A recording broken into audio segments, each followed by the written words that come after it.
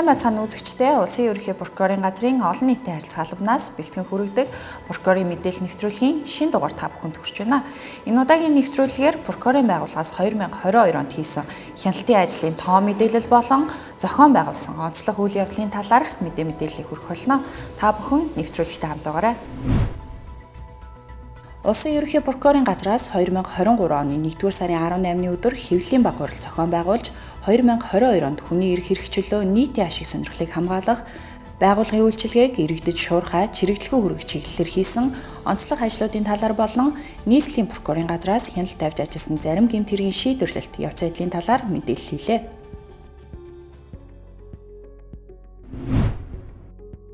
2022 онд эрх бүхий 32 байгууллагын зөрчлийн хэрэг бүртгэх ажиллагаанд хяналт тавьжээ. Прокуророос нийт 2,698,500 орчим зөрчлийн хэрэгт хяналт тавьж ажилласан нь өмнөх оны мөн үеэс 33.4%-аар өсжээ. Зөрчлийн хэргийн 75.8% нь нийслэлд, 24.2% нь орон нутагт бүртгэгдсэн байна. Эрх бүхий албан тушаалтны зөрчлийн хэрэгт үнэлэхүүгээр оногдуулсан шийдвэрийг хүчингүй болгуулахаар 1605, өөрчлөлт оруулахаар 2646 прокурорын дүгнэлт бичин шүүхээр шийдвэрлүүлж зөрчигдсөн эрхийг сэргээсэн байна. Прокурор зөрчлийн хэрэг бүртгэх ажиллагаа явуулах эрх бүхий байгууллагад хуулийн хэрэгжилтийг хангуулах зорилгоор 628 удаагийн шалгалтаар нийт 11,500 орчим зөрчил илрүүлж холбогдох байгууллагуудад 304 прокурорын шаардлага бичиж зөрчлийг арилгуулах арга хэмжээ авчээ. 2017 оны 7 дугаар сарын 1-ний өдрөөс өмнө бусад хууль тогтоомдоор хүчин төгөлдөр үйлчилж байсан захиргааны хариуцлагын тухай хуулиар оногдуулсан бэлэгдээгүй торгох шийтгэлийн судалгаа гаргаж ажилласнаар тухайн шийдвэрийг гүйцэтгэгээгүй тохиолдолд зөрчил шалган шийдвэрлэх тухай хууль заасан үндэслэл журмын дагуу прокурор дүгнэлт бичиж шүүгээр хууль бусдаа хэрэглэх асуудлыг шийдвэрлэж байгаа нь хүний эрх чөлөө хуулиар хамгаалагдсан ашиг сонирхлыг хамгаалах, хөндөгдсөн эрхийг сэргээн эдлүүлэх чиглэсэн чухал ажил арга хэмжээ болсон. Зөрчлийн тухай хуульд өөрчлөлт оруулсан, шинжилэн батлагдсан тохиолдлуудад зөрчил тооцохгүй болсон, оногдуулах шийдвэр албадлагын арга хэмжээ хөнгөрүүлсэн зөрчил үйлдсэн хүн хуулийн этгээдийн эрх зүйн байдлыг дээрдүүлсэн зөрчид хууль буцаа хэрэглэх үнэлттэй гэж үзэж 22 онд нийт 544 прокурорын дүгнэлт бичснээс 523 буюу 96.1% нь бэлэгдсэн ийм үр дүн гарсан. Прокурорын байгууллагын зөрчлийн хэрэг бүртгэх ажиллагаанд хяналт тавьж хүний эрх чөлөө нийтийн ашиг сонирхлыг хамгаалах чиг үүрэгтэй ажилдгаа. Улсын ерөнхий прокурорын газрын зөрчлийн хэрэг бүртгэх ажиллагаанд хяналт тавих процесс тээврийн хэрэгслийг зөөж шилжүүлэх, түр саатуулах үйл ажиллагаа хууль тогтоомжинтойгоо явагдаж байгаа эсхийг нийслэлийн төвийн дүргийн буюу Баянгол, Баянзүрх, Сүхбаатар, Сонгон айрган, Чингэлтэй хам уул дүргийн хэмжээнд шалгаж илэрсэн зөрчлүүдийг арилгуулахаар холбогдох арга хэмжээг бол авч ажиллаа. Гэмт хэргийн улмаас учирсан хохирлыг нөхөн төлөвлөх зорилгоор 790.6 тэрбум төгрөгийн өрөнгийг битүүмжилжээ. Прокурор хэрэг бүртгэлтийн ажиллагаа явуулсан 58,369, мөрдөн байцаалтын ажиллагаа явуулсан 26,149 хэрэгт хяналт тавьж 14,944 буюу 57.1% нь яллах дүгнэлтүүлдэн шүүхэд шилжүүлж гэмт хэргийн улмаас хохирсон иргэдийн эрх ашигыг хамгаалсан байна. Энэ нь өмнөх оны мөн үеэс 17.8%-аар өссөн байна. Зөрчигдсөн эрхийг хамгаалах, хохирол нөхөн төлөвлөх, торгох болон эд хөрөнгө хураах ялын биелэлтийг хангуулах зорилгоор мөрдөн шалгах ажиллагааны явцад прокурорын зөвшөөрлөөр 228.7 тэрбум төгрөгийн үйл хөдлөх хөрөнгө, тээврийн хэрэгслийн бүртгэл, банк, бусад санхүүгийн байгууллагад байгаа мөнгөн хөрөнгийн гүйлгээний шилжилт хөдөлгөөний хязгаарлаж 790.6 тэрбум төгрөгийн хөрөнгийг битүүмжилжээ. Прокуророос хяналт тавьсан хэргийн 2910 нь хүүхэд хохирсон гэмт хэрэг байсан бөгөөд хохирогчоор тогтоогдсон нийт 2078 хүүхдийн 60.9% нь 14-өөс 17 насны хүүхдүүд байна. Хяналт тавьсан мөрдөн байцаалтын хэргийн мөн зөнхлөн үлдэгдсэн гэмт хэргүүдийг хэргийн зүйлчлэлээр нь авч үзэх юм бол 32%-ийг зарилах гэмт хэрэг, 28.4%-ийг хүний эрүүл мэндэд хөнгөө охирол санаатай учруулах гэмт хэрэг, 13.3%-ийг хулгайлах гэмт хэрэг, 4.7%-ийг авто тээврийн хэрэгслийн хөдөлгөөний аюулгүй байдал ашиглалтын журам зөрчих гэмт хэрэг, 2.4%-ийг мал хулгайлах гэмт хэрэг, 2%-ийг хүчит гэмт хэрэг тус эзэлж байна. Хяналт тавьсан нийт мөрдөн байцаалтын хэргийнхаа 14,944 буюу 59.4%-д нь ялах дүгнэлт үйлдэн шүүгэж шилжүүлж 2.9%-ийг нь хэрэгсэхгүй болгож шийдвэрлэжээ. Мөн прокурорын байгууллагаас хэрэг бүртгэлд мөрдөн байцаалтын ажиллагааны явцад хэрэгт хяналт тавихдаа за гэмт хэргийн улмаас учирсан хохирлыг нөхөн төлөвлөх, за хор уршгийг арилуулах, за эдгээр ажиллагаануудыг хийхийн тулд хөрөнгө хамгаалах ажиллагаанд мөн хяналтаа чиглүүлэн ажилладаг байгаа. За өнгөрсөн онд мөрдөн шалгах ажиллагаа явуулсан нийт 73361 хэрэгт 69338 хүн 41 хуулийн этгээдийг хоригчоор тогтоосон байдаг. За ингээд гэмт хэргийн улмаас бусдад учирсан эд хөрөнгийн нийт 2.4 их найд төгрөгийн хохирлыг нөхөн төлөвлөж за 6.3 тэрбум төгрөгийн хор уршийг арилгуулсан байна. За гэмт хэргийн улмаас учирсан хохирлын нөхөн төлөлт өмнөх оноос 28.6 дахин, за хор уршиг арилгуулсан байдал 1 дахин өссөн байгаа. Прокурор төр нийтийн ашиг сонирхлыг хамгаалахаар 2065 иргэний хэрэг хянан шийдвэрлэх ажиллагаанд оролцжээ.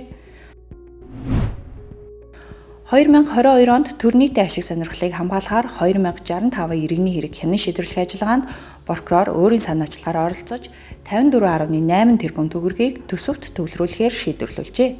Мөн эрүүгийн болон зөрчлийн хэргийн улмаас төр нийтийн ашиг сонирхолд учирсан хохирлыг гаргуулахаар 559 иргэний хэрэгт оролцож 591.1 сая төгрөгийг төсөвт төвлөрүүлэхээр шийдвэрлүүлсэн байна.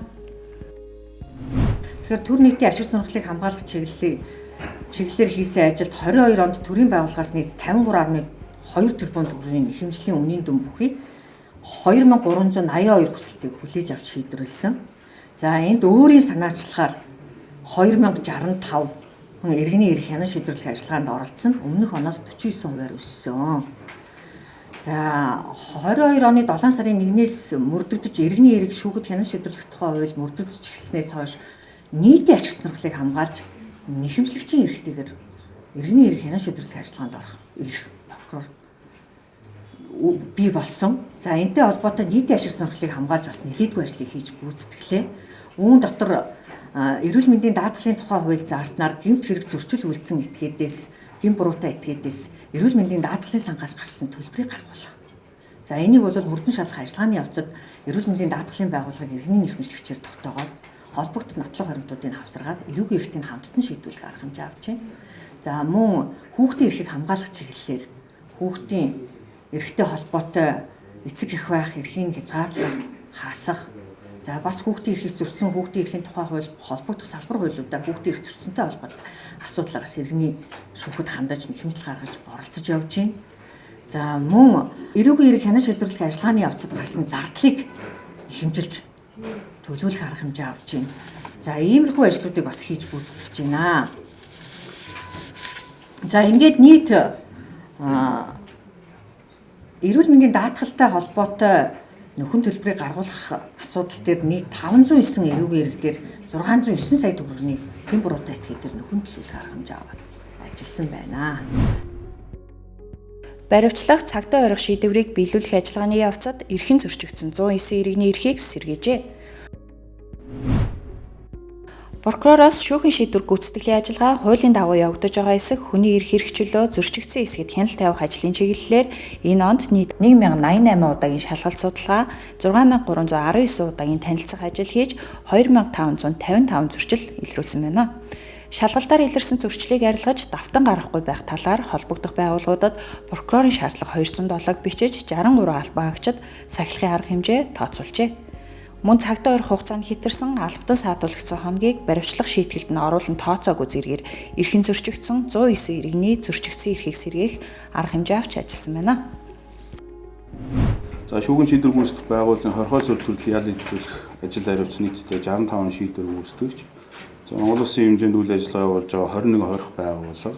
За нэг сургалт хүмүүжлийн тусгай байгууллага. За 28 цагдаа орох байр, 27 баримтлах байранд нийт улсын хэмжээнд 50 прокурор хяналт тавин ажиллаж байна. За шүүгэн шийдвэр гүйцэтгэх байгууллагын харьяа хорих нэгүүдд за 2022 оны жилийн эцсийн байдлаар бол өссөн дүнгээрээ 6010 хоригдол бол хорихол эдэлсэн. За үүний 5 орчим хувь нь бол эмэгтэй хориг ядал эдэлсэн. За үүнээс мөн 0.5% нь бол гадаадын иргэн ял эдэлсэн байна. За мөн цагдаа орох байранд эрүүгийн эрхт ялагчид тэтгэж цагдаа орох тасн зэрэглэх арга хэмжээ авах за 11,012 хүн шүүгээс баримт шийдвэрлэх шийдвэрсэн нийтдээ 19,000 хүний баримт шийтгэл. За хорхоос өрдөлтлийн ял болон тэнцэх хаалгалагын хэмжээ өгсөн 21 мянга гаруй хүнд бол шийдвэр гүйцэтгэлийн ажиллагаа явагдаж байгаа. За хуучин дагуу явагдаж байгаа хэсэгт бол прокурор хяналт тавьж ажилласан байна. За прокурорын байгууллага маань бас олон улсын гэрээ эрүүгээр хянаж шийдвэрлэх хууль зааснаар гадаад улсад ял эдэлж байгаа Монгол улсын иргэдийг бол их оронд нь авчирч үлдсэн ялыг эдлүүлэх энэ ажиллагааг бас олон улсын гэрээний заасны дагуу хийж хэрэгжүүлдэг. За бид хагас жилээр 3 өнийг авчирсан юм том мэдтэй байсан бол өнгөрсөн сүүлийн хагас жилд бол нэг өнийг бас Монгол улсын иргэн Монгол улсын шилжүүл авах энэ үйл ажиллагааг бол зохион байгуулсан гэж жилийцсэн байдлаар нийтдээ 4 өнийг бол Монгол улсын иргэнийг их оронд нь авчрах энэ ажиллагааг хийж төчүүгийн шийдвэрийг гаргуулж холбогдох улсуудад нь өгүүлээд байна. Монгол улсын ерөнхий прокурорын газар. Улсын ерөнхий прокурорын газар иргэдэд үзүүлдэг үйлчилгээгээ илүү хурдан, илүү хялбар болгох зорилгоор прокурорын байгууллагын нэг цонхны үйлчилгээг нийлээ. Нэг цонхны үйлчилгээнд өргөдөл гомдол хүлээн авах, хуулбар, лавл гаалгах, зөвлөгөө, мэдээлэл өгөх, уулзалтын цаг товлох зэрэг үйлчилгээ багтаж байна. Уулзалтын цаг товлох. Сайн байна уу? Танд яваар таслах уу? Монгол төрийн прокуратурт уулзах цаг авах гэсэн. Хэрэг хянан шийдвэрлэх ажиллагааны оролцогч болон иргэн хуулийн этгээдээс хэрэг материалд хяналт тавьж байгаа прокурортой бичлэн уулзах цаг авч болно. Танд 10 сарын 14-ний 11 цагт уулзах цаг товлогдлоо. За баярлалаа. За баярлалаа. Сайн байна уу та? Сайн байна уу? Би нэг цонхны үйлчлэгнээс прокурортой уулзах цаг авсан. За би хэлээд өгье. Ийхүү прокурорын байгууллагын үйлчлэгээ иргэдэд илүү ойртлоо. Прокурорын байгууллагатай холбоотой бүхий л үйл ажиллагааг нэг цонхны үйлчлэгэнд нэгтгэлээ. Монгол улсын ерөнхий прокурорын газар. Прокурорын байгууллагаас 2022 онд хийсэн онцлог ажлуудын талаар та бүхэнд мэдээлэл хүргье. Шүүх эрх мэдэл хууль сахиулах албаагчдын үндэсний чуулганд оролцлоо. Улсын ерөнхий прокурорын орлогч Чинбат шүүх эрх мэдэл хууль сахиулах албаагчдын үндэсний чуулганд оролцож, хууль тогтоомжийн шинтгэлийн ач холбогдлын талаар болон прокурорын байгууллага хуулиар хүлээсэн чиг үүргээ хэрхэн биелүүлэн ажиллаж байгаа талаар илтгэл тавилаа. Хөгжлийн банктай холбоотой хэрэгүүдийн талаар мэдээлэл өглөө. Монгол улсын ерөнхий прокурор Жаргал сайхан хөгжлийн банкны чанаргүй зээлийн талаар шаардлага тавьж буй сэтгүүлчдийн төлөөллийг хүлээн авч уулзсан холбогдох хэрэгүүдийн талаар товч мэдээлэл өглөө. Мазалаг хамгааллын аян өрнүүлж 12 сая төгрөгийг хандваллаа. Прокурорын байгууллагын биеийн тамир спортын зөвлөлөөс нийслэлийн бүсийн спортын 10 дугаар баг наадмыг Мазалаг хамгааллын өрөөндөө зохион байгуулж прокурор ажилтнуудын дунд сайн дурын хандивын аяныг өрнүүлэн цугларсан 12 сая төгрөгийг Мазала байгууллагад нэмэлт хичээл тавих судалгаа мониторингийн ажил зориулахаар байгаль орчин аялал жуулчлалын яамаар дамжуулан говийн их дархан цаазд газарт хандваллаа. Монгол улсын ерөнхий прокурор Жаргал сайхан Оросын холбооны улсын ерөнхий прокурор Игорь Викторович Красновтой уулзлаа. Монгол улсын ерөнхий прокурор Жаргал сайхан тэргүүтээ төлөөлөгчид Оросын холбооны улсын прокурорын байгууллага байгуулагдсны 300 жилийн ой арга хэмжээнд тус улсын ерөнхий прокурор Игорь Викторович Красновын урилгаар оролцож аль ч хэлний хүрээнд гадаад улсын ерөнхий прокуроруудтай уулзалт хийлээ. Монгол улсын ерөнхий прокурор Жаргал сайхан бүгд найрамдах Хятад ард улсын ардын дэд прокурорын газрын ерөнхий прокурор Жанжуунтай цахим уулзалт хийж хоёр улсын прокурорын байгууллага хоорондын хамтын ажиллагааны гэрээ хэлэлцээр байгуулагдсны 30 жилийн ой тохиож байгааг онцлон тэмдэглэж цаашдын хамтын ажиллагааг гүнзгийрүүлэн хөгжүүлэх талаар санал солилцлоо. Хулгайлагдсан төрөнгийг буцаан олгох санаачлага байгууллагын төлөөлөлтөд уулзлаа. Улсын ерөнхий прокурорын орлогч Чинбат нэгдсэн үндэсний байгууллагын Харт аймаг мансууруулах бодистой тэмцэх газар Дэлхийн банкны хамтарсан байгууллага, хулгайлагдсан төрөнгийг буцаан олгох санаачлага байгууллагын санхүүгийн сектор хариуцсан ахлах ажилтан Нейжил Бартлет, Лизе Боствик нарыг хүлээн авч уулзсан прокуроруудыг чадваржуулах чиглэлээр сүүлийн жилүүдэд хамтран зохион байгуулсан сургалтуудын үр дүнгийн талаар ярилцаж цаашдын хамтын ажиллагааны талаар санал солилцлоо. Хүүхдийн эрх нэгдсэн аяныг улсын хэмжээнд зохион байгууллаа. Улсын ерөнхий прокурорын газраас хүүхдийн эсрэг болон хүүхэд хохирсон гэмт хэрэг зөрчлөөс урьдчилан сэргийлэх, хүүхдийн эрхийн талаар хууль тогтоомжийг иргэд олон нийтэд таниулан сурталчлах, хүүхдийн эрхийг хамгаалах зорилгоор төрийн болон төрийн бус байгууллага иргэдийн оролцоог нэмэгдүүлэх, тэдгээрийн хууль эрх зүйн мэдлэгийг дээшлүүлэх, соён гээгэрүүлэх зорилгоор хүүхэд бүрийн төлөө ураатай хүүхдийн эрх нэгдсэн аяныг санаачлан улсын хэмжээнд зохион байгууллаа. Прокурорын байгууллагын мэдээлэл авалгааны нэг цонхны үйлчилгээ үзүүлэх төвийг шинээр байгууллаа. Прокурорын байгууллагын чиг хүрээнд хамаарах мэдээлэл авалгааг нэг дор төвлөрүүлж иргэдэд үзүүлэх үйлчилгээг түргэн шуурхай хялбар хүргэх зорилгоор прокурорын байгууллагын мэдээлэл авалгааны нэг цонхны үйлчилгээ үзүүлэх төвийг нийслэлийн үйлчилгээний нэгдсэн төвийн дүнжин гарав мишээ салбаруудад шинээр нээж үйл ажиллагаагаа эхлүүллээ. Монгол улсын ерөнхий прокурор Жаргал сайхан олон улсын прокуроруудын холбооны чуулга уулзалтад оролцлоо.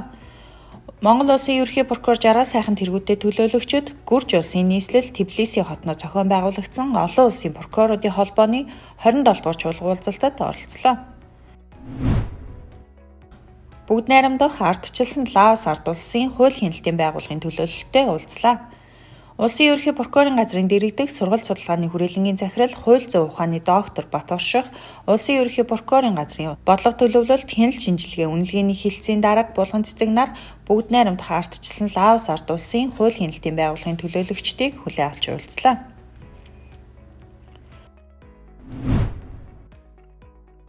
Румын улсын авилгатай тэмцэх үндэсний газрын дарга ерөнхий прокурор Кринико Блогаг хүлээн авч уулзлаа. Улсын ерөнхий прокурорын орлогчийн бат Румын улсын авилгатай тэмцэх газрын дарга ерөнхий прокурор Кринико Блого нарын төлөөлөгчтэй уулзалт хийлээ.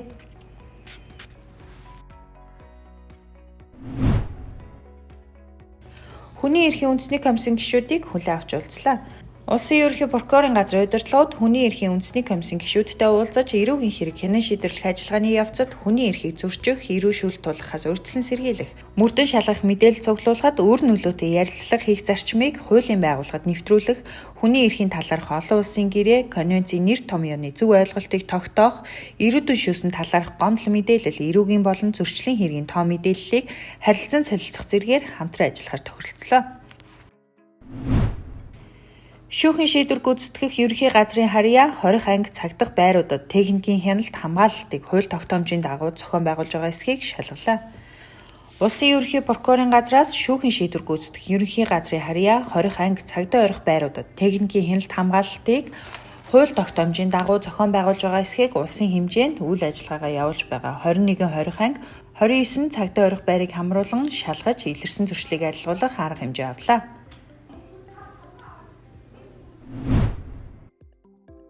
Бүгд найрамдах Хятад ард улсын ардын дэд прокурорын газрын олон улсын хамтын ажиллагааны газартай захин уулзалт зохион байгууллаа. Улсын ерөнхий прокурорын газрын төлөөлөл бүгд найрамдах Хятад ард улсын ардын дэд прокурорын газрын олон улсын хамтын ажиллагааны газрын төлөөлөлтөд захин уулзалт хийж цар тахлын нөхцөл байдал сайжирсны дараа дээд болон бусад түвшний ажлын айлчлал хийх тодорхой асуудлын хүрээнд ажил хэргийн уулзалт хэлэлцүүлэг, эрдэм шинжилгээний хурал зохион байгуулах, ном тохимол гаргах, хил орчмын прокурорын газрын харилцаа, хамтын ажиллагааг хөгжүүлэх зэрэг олон талын арга хэмжээг хэрэгжүүлж харилцан дэмжиж ажиллахаар тохиролцлоо. Тээврийн хэрэгслийг зөөж шилжүүлэх төр саатуулах үйл ажиллагаа хууль тогтоомжийн дагуу явагдаж байгаа эсхийг нийслэлийн хэмжээнд шалгалаа. Улсын ерөнхий прокурорын газрын зөрчлийн хэрэг бүртгэх ажиллагаанд хяналт тавих хэлтсээс тээврийн хэрэгслийг зөөж шилжүүлэх төр саатуулах үйл ажиллагаа хууль тогтоомжийн дагуу явагдаж байгаа эсхийг нийслэлийн Баянгол, Баян зүрх, Сүхбаатар, Сонгон хайрхан, Чингэлтэй, Хаан улд дүүргийн хэмжээнд шалгаж илэрсэн зөрчлийг арилгуулахаар холбогдох арга хэмжээг авлаа. Хөдөлгөөний аюулгүй байдлыг хангахад төрийн болон төрийн бус байгууллагын үүрэг оролцоо хууль зүйн тогтолцоо сэдвт хэлэлцүүлэхийг зохион байгууллаа. Тээврийн прокурорын газраас тээврийн цагдаагийн албатай хамтран хөдөлгөөний аюулгүй байдлыг хангахад төрийн болон төрийн бус байгууллагын үүрэг оролцоо хууль зүйн тогтолцоо сэдвт уулзалт хэлэлцүүлэхийг зохион байгуулж, зам тээврийн осол, гэмт хэрэг зөрчил гаргахаас урьдчилан сэргийлэхэд төрийн болон төрийн бус байгууллагын хооронд хамтын ажиллагааг хангах шаардлагатай асуудлаар санал солилцлоо. Прокурорын байгууллагаас ерөнхий хяналтын сонсолт мэдээлэл хийлээ. Улсын их хурлын эдийн засгийн байнгын хорооноос 2022 оны 12 дугаар сарын 21-ний өдөр зохион байгуулсан нүүрсний экспорт, тээвэрлэлтэй холбоотой асуудлаар холбогдох эрх бүхий байгууллагуудын тайлан мэдээлэлтэй танилцах ерөнхий хяналтын сонсголт улсын ерөнхий прокурорын газрын хэрэг бүртгэх мөрдөн байцаах ажиллагаанд хяналт тавих хэлтсийн дарга Баян Жаргал оролцож холбогдох асуудлаар мэдээлэл хийлээ.